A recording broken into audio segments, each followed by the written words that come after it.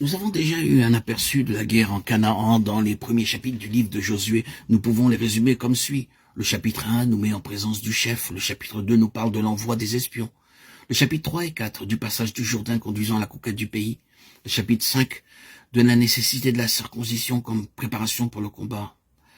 À la fin de ce chapitre apparaît le chef de l'armée de l'Éternel. Chapitre 6, la première étape de la guerre. Jéricho illustrant la victoire par la prière. Au chapitre 7, le danger de mépriser l'adversaire, la défaite et ses causes. Et au chapitre 8, le terrain reconquis. Nous allons maintenant, dans cet audio et les prochains audios, étudier plus en détail ce dernier sujet. L'Éternel dit donc à Josué, « Ne crains point et ne t'effraie point. Prends avec toi tous les gens de guerre, lève-toi, monte contre Haï. Vois, je livre entre tes mains le roi d'Haï et son peuple, la ville et son pays. Tu traiteras Haï et son roi comme tu as traité Jéricho et son roi. » Josué se leva donc avec tous les gens de guerre pour monter contre Haï. Il choisit 30 000 vaillants hommes qu'il fit partir de nuit. Quand vous aurez pris la ville, vous y mettrez le feu, vous agirez comme l'Éternel l'a dit, c'est l'ordre que je vous donne. Et Josué les fit partir. Josué 8, 1, 9. Le 18e verset du même chapitre nous montre ce que Josué lui-même avait à faire pendant que les hommes de guerre livraient bataille pour reprendre le terrain perdu à Haï.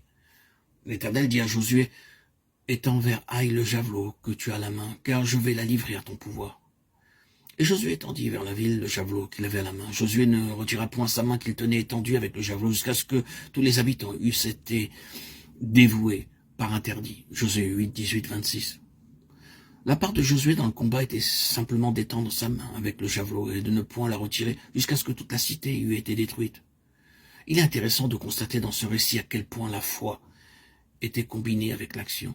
Les gens de guerre avaient à soutenir un combat réel, mais la mission de Josué était de maintenir la position de foi en gardant sa main étendue avec le javelot.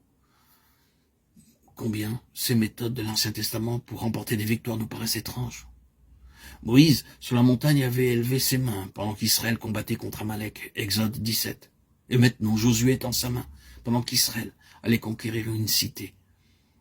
Élisée plus tard commande au roi Joas de tirer des flèches contre terre.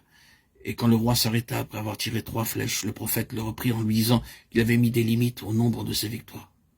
« Il fallait frapper 5 ou 6 fois, lui dit-il. Alors tu aurais battu les Syriens jusqu'à leur extermination. Maintenant, tu les battras 3 fois. » 2 Rois 13, 14, 19. Ces tableaux de foi et d'action combinés sont des plus remarquables et semblent indiquer que les prophètes et les conducteurs d'Israël attaquaient les puissances invisibles, pendant que les hommes de guerre marchaient contre les armées terrestres.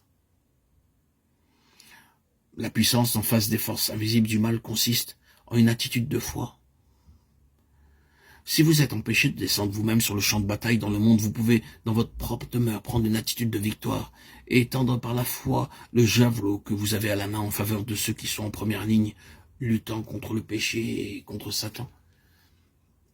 C'est de cela que l'Église a besoin actuellement, de chrétiens qui connaissent leur Dieu de telle sorte qu'ils puissent faire valoir la victoire de Golgotha pour la délivrance et le triomphe de son peuple, de chrétiens qui sachent remporter la victoire par la foi pendant que les autres sont engagés dans le service.